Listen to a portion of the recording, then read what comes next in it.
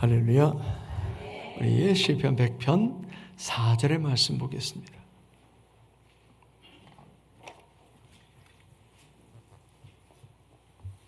시편 100편 4절의 말씀.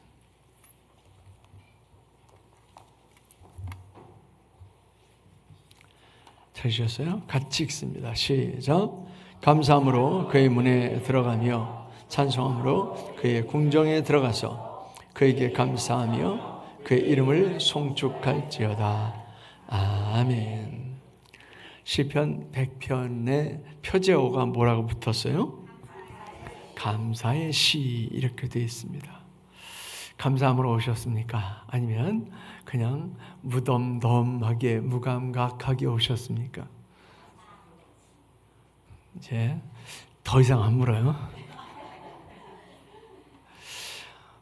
이제 내일이면 명절이잖아요. 명절인데 이 말씀을 함께 나누려고 그럽니다.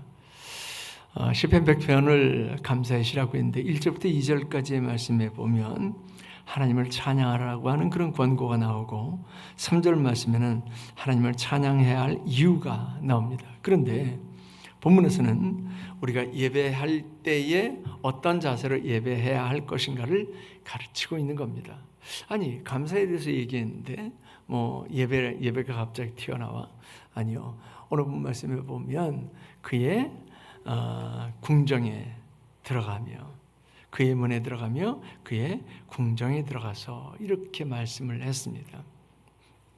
그의 문에 들어간다라고 하는 것, 그의 궁정에 들어간다라고 하는 얘기는 하나님께서 계신 성전에 들어간다라고 하는 얘기입니다. 즉 성전에 들어가는 자들은 감사함으로 들어가야 된다라고 하는 얘기입니다.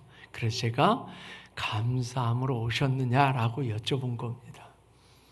하나님 앞에 나올 때에 감사한 것을 찾으면서 나와야 되거든요. 그래서 성전에 올라가는 노래라고 하는 표제어가 붙은 시편이 여러 편이 있습니다. 그 시편을 보면 대부분 감사하는 그 모습들, 찬양하는 모습들, 이런 모습들을 찾아볼 수 있습니다. 즉 성전에 올라갈 때, 주예전에 나올 때, 그 문에 들어갈 때 그때 우리는 감사함으로 들어가야 된다라고 하는 얘기입니다. 그래서 우리는 날마다 감사의 조건을 찾아야 돼요.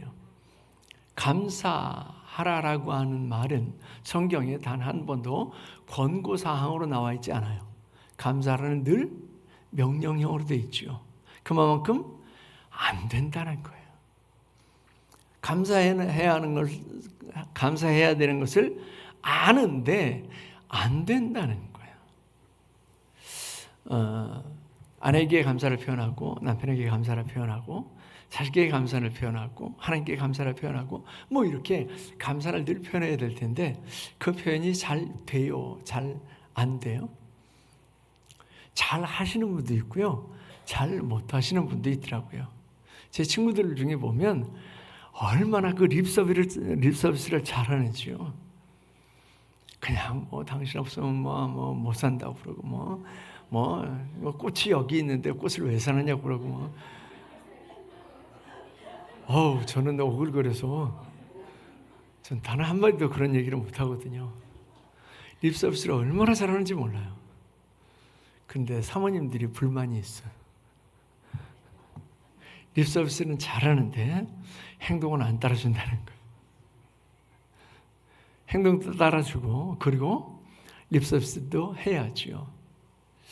우리가 하나님을 예배한다라고 한다면 이렇게 나와서 예배하는 것도 중요하지만 우리 중심에 감사가 준비되어 있는 것이 훨씬 더 중요한 줄로 믿습니다. 몸은 나와 있는데 마음에는 감사가 하나도 없어요. 그러면 예배가 지옥이죠. 저는 그런 예배를 드려봤어요. 그 목사님하고 다투고 그리고는 청년 때 목사님하고 다투고 그리고는 그런 예배를 드려봤어요. 예배가 지옥이에요. 예배 시간이 안 가는 거예요. 목사님 말씀이 단 한마디도 귀에 안 들어와요. 예배가 축제가 아니고 예배가 감사가 아니고 예배가 즐거움이 아니고 예배가 지옥이에요. 근데 감사가 있으면 예배는요 축제예요. 그 축제가 우리 예배 때마다 이어질 수 있기를 바랍니다. 근데 명절을 앞두고 이 말씀을, 그에게 감사하라고 하는 말씀을 함께 나누려고 그럽니다. 왜 그러냐면 우리의 예배라고 하는 것은 이렇게 교회 문을 밀고 들어왔다라고 해서 예배가 되고, 교회 문을 밀고 들어오지 않으면 예배가 되지 않고, 이건 아니기 때문에 그렇습니다. 우리는 이 공간 안에서 예배를 해야 예배라고 착각을 합니다. 아닙니다. 이 공간 안에서 예배를 해야만 예배가 아닙니다. 지난주에 어느 분이 저한테 전화를 했어요. 우리 교회는 아닌데 전화를 하셨어요. 목사님, 편안하게 물어볼 분이 목사님밖에 없어요. 그런 전화를 하셨어요. 자기 얘기를 지인을 빗대서 얘기하는지는 모르겠지만 하여간 자기가 아는 지인이 시골에서 조그만 교회를 다니는데, 그 교회가 이런 교회 건물이 지어진 교회가 아니라 버스래요. 버스에서 예배를 드리는데, 버스에서 예배를 드리는 게 무슨 문제가 되느냐고 제가 그랬어요. 버스에서 예배를 드리는 게 무슨 문제가 되느냐고. 예수님 이후에 성전이라고 하는 것은, 성전은 예수 그리스도의 몸이기 때문에 더 이상 건물이 중요한 게 아니다. 어떻게 예배하느냐가 중요한 거지 건물이 중요한 게 아니다. 그랬더니 그분이 그러시더라고요. 그런데요, 그 버스를 그 캐러반처럼 개조를 해서 일주일 내내 다른 사람들한테 임대를 한다는 거예요. 돈을 받고 임대를 한다는 거예요. 그리고 주일날은 거기서 예배를 드린다는 거예요.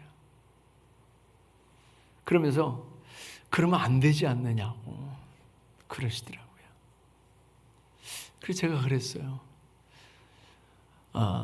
우리 건물이라고 하는 것은 언제든지 다른 용도로 쓰일 수 있습니다. 우리가 여기를 교회 건물로 쓰지 않고, 우리가 예배당으로 쓰지 않고, 그리고 이사를 간다 그러면 여기가 사무실이 될 수도 있고, 공장이 될 수도 있고, 뭐 심지어 술집이 될 수도 있습니다. 실제로 유럽의 교회들은 그렇게 넘어가니까요. 유럽의 교인들이 없어 문을 닫고, 그리고는 심지어 그 댄스장이나 파티장, 심지어 무슬림 사원 이렇게 넘어갑니다. 그런 케이스가 굉장히 많습니다. 우리 한국 교회도요, 예외는 아닙니다. 우리 정신 똑바로 차리고 믿음을 지키고 젊은이들을 길러내고 이 일들을 하지 않으면, 그러면 한국 교회도 똑같은 케이스로 아마 넘어갈 겁니다. 그런데 중요한 것은 어떤 사람이 와서 놀다 간 자리가 아니라, 내가 오늘 예배하는데 하나님께서 받으심직한 중심으로 예배하느냐라고 하는 겁니다. 그러지 않겠어요? 어떤 사람이 놀다 간 자리이기 때문에 그 자리는 속되고, 어떤 사람이 기도하던 자리이기 때문에 그 자리는 거룩하고, 아닙니다. 내가 어떻게 하나님 앞에 예배하느냐라고 하는 게 정말 중요한 겁니다. 우린 이곳에서 1년 365일 예배를 합니다. 그런데 여러분들이 오실 때에 감사의 마음이 하나도 준비되지 않고, 하나님께서 받으심직한 예배 중심이 준비되지 않고 예배를 한다라고 한다면, 사람들이 놀다 간 자리에서 예배하는 거하고 무슨 차이가 있어요? 아무런 차이가 없습니다. 그래서 중요한 것이 장소가 아니라 우리 중심입니다. 물론 우리가 이 교회라고 하는, 이 사실은 교회가 아니죠. 이건 건물은 교회가 아니에요. 예배당이죠. 예배처소. 진짜 교회는 우리가 교회예요. 저 여러분들이 교회입니다. 근데 언제부턴가 우리 한국 교회가 이 용어를 잘못 사용하기 시작을 했어요. 저희 어릴 때는 이 건물을 예배당이라고 했거든요. 근데 언제부턴가 교회가 됐어요. 건물은 교회가 아닙니다. 그러다 보니까 이 교회를 지키기 위해서, 즉 건물을 지키기 위해서 그냥 서로 싸우고 그 헤게모니를 쥐기 위해서 얼마나 서로 다투는지. 아닙니다. 그냥 땅바닥에, 그냥 길거리에 앉아서 얼마든지 예배할 수 있습니다. 제가 말씀드린 것처럼 더 이상 우리는 교회를 앞으로 짓게 된다라고 한다면, 지어야 될 상황이 된다라고 한다면, 교회는 건물은 짓지 않겠다라고 말씀을 드렸잖아요. 건물을 짓는데 이 조그만 건물을 짓는데 너무 많은 그런 시간과 그리고 물질 그리고 우리 에너지를 허비했기 때문에 그래요. 근데 우리는 건물만 중요시하고 우리 중심은 별로 중요시하지 않는 경우가 너무 많습니다. 예배 시간은 중요시하는데 예배 태도, 그 예배에 임하는 태도는 별로 중요시하지 않는 경우가 훨씬 더 많습니다. 모르겠어요. 저만 그랬는지 모르겠어요. 여러분들은 안 그러신지 모르겠어요. 너무 많은 경우에 그렇게 감사의 마음이 준비되지 않죠. 그래서 우리가 명절을 당해서 이번 그 명절 연휴가 굉장히 길죠. 아마 금요일부터 다음 주 금요일 날 뭐 연차를 내거나 그러신 분들은 최장 열흘간 쉬어요. 어느 분은 벌써 수요일 날 출발을 했더라고요. 수요일 날 나 외국 갑니다. 바이바이. 그리고 수요일 날 가셨더라고요. 뭐 그런 분들은 12일을 쉬잖아요. 너무 긴 시간인데, 근데 이 너무 긴 시간에 우리가 영적인 텐션을 잊어버리면 그러면 무너지게 돼요. 그래서 우리가 예배 시간을 꾸역꾸역 그리고 예배하는 삶의 태도로 살아가야 할 이유가 여기에 있습니다. 이게 아무것도 아닌 것 같아도 일주일을 그냥 보내면 예배 없이 그냥 보내면 그러면 아무 문제가 없는 것 같지만 보내보고 나면 알아요. 우리가 얼마만큼 영적으로 해이해진지를 알게 됩니다. 그래서 이제 한 주간 동안 우리는 예배가 없습니다. 그렇지만 여러분들의 삶의 자세가 예배 자세가 될 수 있기를 바랍니다. 예배라고 하는 말, 제가 여러 번 말씀드린 것처럼 프로스퀴네오라고 하는 말이잖아요. 앞니말을 땅에 대고 납작 엎드리다라고 하는 자세, 그 자세를 얘기하는 거거든요. 예배는 그런 자세로 하는 거예요. 예배는 이런 공간 안에 들어와서 하는 예배, 또는 주일날 뭐 10시 반부터 12시까지 이 예배가 아니라, 예배는 앞니말을 땅에 대고 납작 엎드려져 있는 완전히 복종한, 완전히 순종하는 그 자세, 그게 예배예요. 즉 우리가 교회 안에서, 즉 이 건물 안에서의 예배가 이루어지지 않는다라고 할지라도 여러분들이 어디에서 예배를, 어디에서 그 시간을 보내든 그 장소가, 그 시간이 예배의 시간, 예배의 장소가 되어질 수 있기를 바랍니다. 오늘 본 말씀에 그의 문에 들어가며 그의 궁정에 들어가라 라고 이렇게 말씀을 합니다. 아까 말씀드린 것처럼 그의 문, 그의 궁정에 들어가는 것은 하나님께서 계시는 곳에 들어간다라고 하는 그런 의미죠. 물론 저와 여러분들이 뭐 그의 문에 들어가고 그의 궁정에 들어가고 이런 어떤 물리적인 공간 안에 들어간다라고 하는 얘기는 아닙니다. 그런 그 물리적인 공간 안에 들어가지는 않지만 여튼 우리는 하나님의 임재 가운데 들어간다라고 하는 그런 중심으로 살아간다라고 한다면 우리의 시간 1분 1초가, 그리고 우리가 어느 곳에 있든지 간에 그곳은 하나님께서 계신 궁전, 하나님께서 계신 문이 될 줄로 믿습니다. 하나님은 이 공간 안에 우리가 가둘 수 없습니다. 이 공간 안에만 계신 분이 아닙니다. 솔로몬은 성전을 멋지게 지어놨어요. 그리고는 그렇게 고백을 하죠. 역대하 6장 18절 말씀에 보면 하나님이 참으로 사람과 함께 땅에 계시리이까 보소서 하늘과 하늘들의 하늘이라도 주를 용납하지 못하였거든 하물며 내가 건축한 이 성전이오리이까, 이렇게 말씀을 했습니다.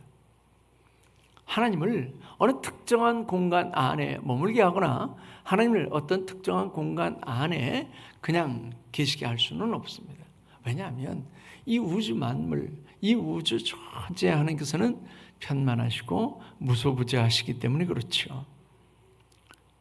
여간 하나님의 백성이 되고 하나님이 기르시는 양이 된 사람들이 마땅히 해야 할 일은 하나님을 배우는 것, 즉 하나님을 예배하는 겁니다. 그러므로 우리는 하나님께서 계시는 시간, 하나님께서 계시는 그 공간, 또 하나님께서 계시는 그 삶의 궁전에 함께하고 있다라고 하는 사실을 잊지 말아야 될 줄을 믿습니다.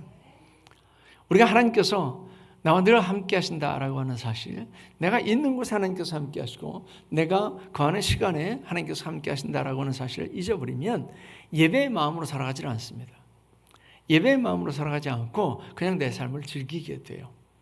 그래서 우리는 그 의식을 가지고 살아가는 거예요. 우리가 종교적인 의식을 가지는 게 아니라 신앙적인 의식을 가져야 되거든요. 근데 종교적인 의식은 굉장히 투철해요.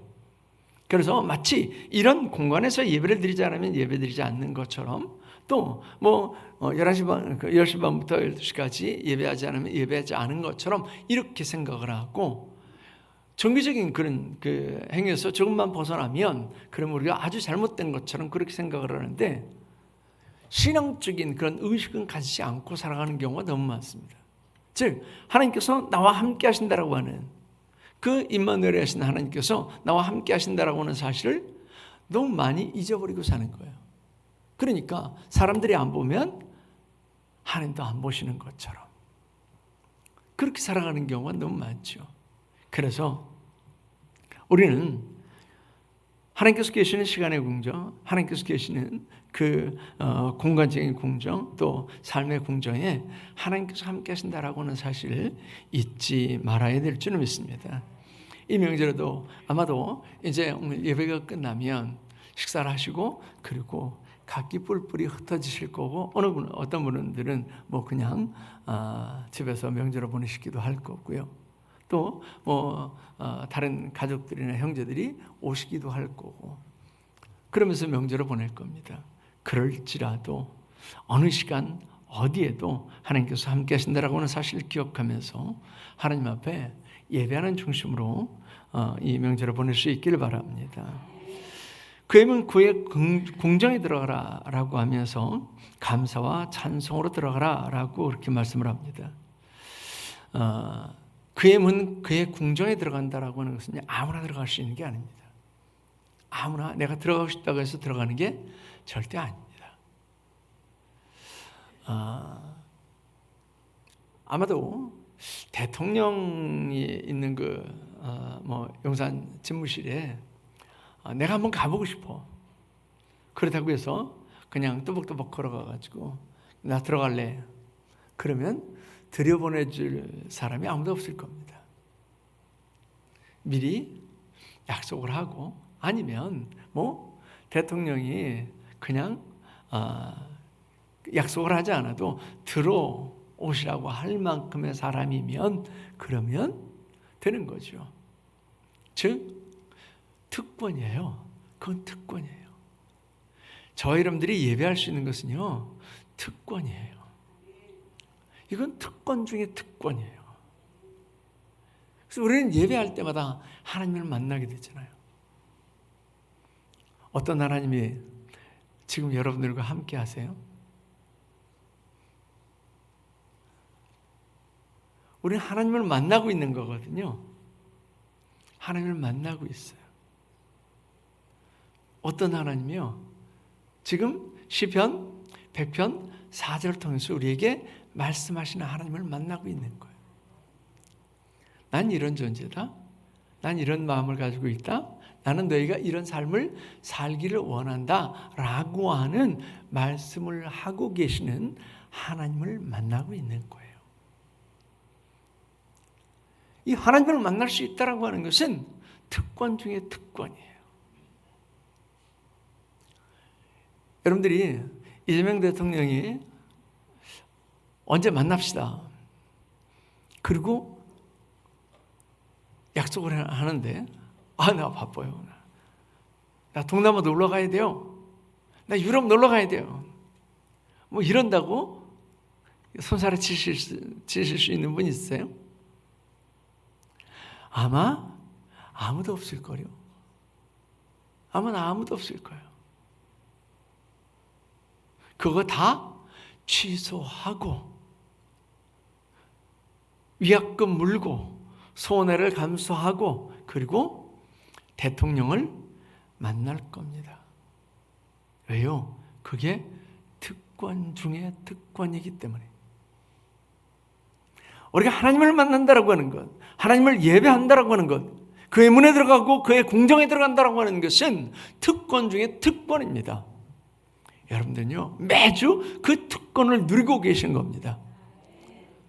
귀차는 종교적인 과업을 수행하는 게 아니고요, 종교적인 의무를 행하는 게 아니고 특권 중에 특권을 사용하시는 줄 믿습니다. 그런데 그렇게 들어갈 때에 감사와 찬양으로 들어가래요. 감사함으로 그 문에 들어가라라고 했는데 성전 문에 들어가는 것 자체가 사실은 감사거리죠. 금방 말씀드린 것처럼 그게 특권 중에 특권이잖아요. 그러니 감사죠. 하나님을 만날 수 있다라고 하는 것, 하나님 앞에 나와서 하나님을 예배할 수 있다라고 하는 것이 특권 중에 특권이기 때문에 우리는 감사함으로 나아갈 수 있는 겁니다. 어떤 사람이 그 특권을 누리는데요, 예수 그리스도를 믿은 사람들이, 즉 구원받은 사람들이 그 특권을 누리는 줄 믿습니다. 내가 구원받았다라고 하는 그 자체, 그 구원받았다라고 하는 사실은요, 내가 뭘 조금 얻었다라고 하는 것, 이거하고는 비교할 수 없는 거예요. 비교할 수 없는 그런 감사의 조건입니다. 이번에 제가 성서를 다니면서 우려하는 것 중에 하나가 뭐냐면, 성지순례 가면 뭐가 남아야 돼요? 뭐가 남아야 되는지도 모르겠어요. 은혜가 남아야죠. 2000년 전에 그곳에서 사역했던 사도들의 발자국, 이런 그 사도들의 행적, 이런 모습들을 보면서 우리가 은혜를 받아야 되거든요.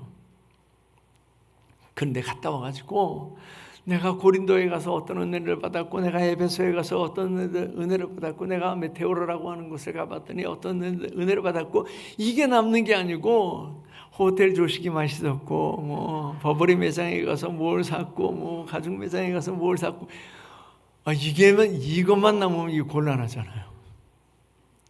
은혜가 남아야 되는 거죠.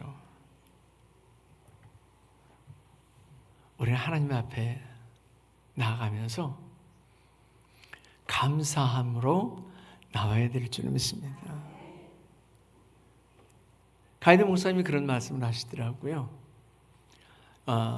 성지순례를 가겠다고 해서 갈 수 있는 게 아니라고 그러더라고요. 가겠다고 해서 갈 수 있는 게 아니고 갈 수 있는 사람이 왔다라고 그렇게 얘기를 하시더라고요. 일면 제가 공감을 했어요. 왜냐하면 우리와 함께 간 의정부의 전하리 교회 목사님은 지방에 임원으로 있으면서 이제 목사님들이 한 3년, 뭐 짧게는 2년, 좀 길면 4년 이렇게 한 번씩은 해외 성지를 좀 이렇게 둘러보거든요.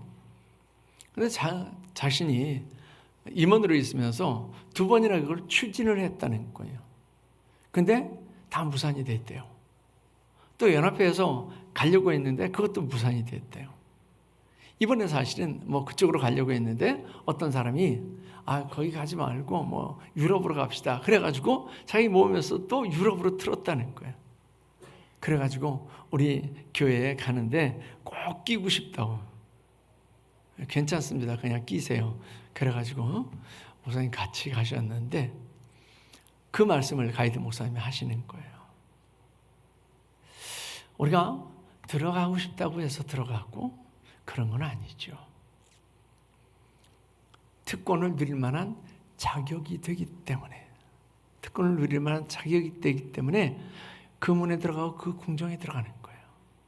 우리는 그 자격을 예수 그리스도로 말미암아 얻었는 줄 믿습니다. 그래서 우리가 그 문에 들어가고 그 궁정에 들어갈 수 있습니다. 그러므로 감사하지 않을 수 있어요. 우리가 뭘 좀 얻었다고 해서 감사하는 것은 진짜 하수 중에 하수죠. 뭘 좀 잃어버렸을 때 그때 감사하는 사람은요, 고수예요. 그런데 잃어버리고 또 잃어버리고 아무것도 가지지 않은데도 감사할 수 있는 사람은 믿음의 사람이에요. 저와 여러분들은 그 믿음의 사람이에요. 그렇기 때문에 얼마든지 그 문에 들어가고 그 궁정에 들어갈 수 있는 줄 믿습니다. 그래서 그 문에 들어가고 그 궁정에 들어갈 때 감사함으로 들어가야 될 줄 믿습니다. 메나켄이라고 하는 랍비는 그런 얘기를 했어요. 모든 제사가 사라진다 할지라도 감사제만은 영원토록 남을 것이다. 의미 있는 얘기 아니에요. 모든 제사가 다 사라져도 감사의 제사만은 남을 거다. 우리가 감사제를 드리기 위해서는 잊지 말아야 되는 거죠. 하나님께서 나와 함께 하신다라고 하는 사실을 첫째 잊지 말아야 된다라고 말씀드렸고, 두 번째는요, 감사의 조건이 있다라고 하는 걸 잊지 말아야 돼요. 그래서 늘 감사의 조건을 생각해야 돼요. 이 감사의 조건을 생각하지 못하면 그러면 우리는 불평하고 원망할 조건들만 자꾸 우리의 삶에서 생각하게 되고 되새기게 됩니다. 감사의 조건은요, 생각하면 생각할수록 새록새록 나와요. 그래서 암에 걸린 어떤 그 사모님이 왜 내가 암이냐고, 내가 하나님께 뭘 잘못했기 때문에 암이냐고, 그리고 막 불평하고 원망을 하시는데 어느 목사님이 그러셨대요. 노트 하나 가지고 와서 그 노트에다가 감사의 조건을 적어봐라 그랬대요. 감사의 조건을 적어봐라. 그 감사의 조건을 적는데 처음에는 단 한 줄도 못 적었다는 거예요. 그 다음날 감사의 조건이 생겨나더래요. 아, 그때 그거 하나님께서 주신 거 감사의 조건. 근데 맨 나중에는 자기가 그 암에 걸린 것도 감사하다. 나중에 그 암이 호전됐다라고 하더라고요. 감사는 그런 능력이 있습니다. 그 감사라고 하는 것은 자꾸 찾아야 돼요. 그래서 이번 명절 때에 저는 명절을 지내면서 이렇게 싸우는 그런 소리도 들었어요. 싸우는 소리도 들었어요. 형제랑 모여서 싸우더라고요. 근데 불평과 원망이 아니라 형제간에 모여서 감사의 덕담, 감사할 일들, 이런 일들을 생각하고 서로 감사하는 그런 시간들이 될 수 있기를 바랍니다. 그러면 아마 그 모임 자체가 예배가 될 줄 믿습니다. 또한 찬송함으로 들어가라라고 그렇게 말씀을 하죠. 하나님의 궁정에 들어가는 것은 그 앞에 경배하기 위함입니다. 궁정에 들어가는 것도 특권인데 가장 높으신 왕을 비옵는다라고 하는 것은 특권 중에 특권이죠. 그러므로 하나님을 찬양하지 않을 수 없어요. 왕이신 하나님 앞에 나아갈 때 마땅히 하나님을 찬양하는 게 그게 마땅하죠. 하나님은 찬양을 받으실 만한 충분한 그런 조건을 갖추신 분입니다. 만물은 자신이 존재하게 된 이유 때문에 존재케 하신 하나님을 찬양해야 되는 거죠. 영의 눈들이 열려진 사람들은 영의 눈들이 열려지고 나서는 그렇게 공통적으로 고백을 합니다. 나무들이 막 가지를 흔들고 잎을 팔랑거리는데 그 잎을 가지를 흔들고 잎을 팔랑거리는 게 하나님을 찬양하는 것 같더라. 개울 물소리가 졸졸졸졸 흐르는데 그 개울 물소리가 졸졸졸졸 흐르는 그 소리가 하나님을 찬양하는 소리로 들리더라. 사실 만물들은 자기를 존재하기 위해서 하나님께 늘 영광을 돌리고 있는 줄 믿습니다. 근데 만물의 영장인 저와 여러분들이, 그리고 구원받았다라고 하는 저와 여러분들이 하나님을 찬양하는 것이 마땅하지 않겠어요? 하나님을 찬양한다라고 하는 것은 우리가 아까 했던 것처럼 그렇게 국조로 하나님을 찬송하는 것뿐만이 아닙니다.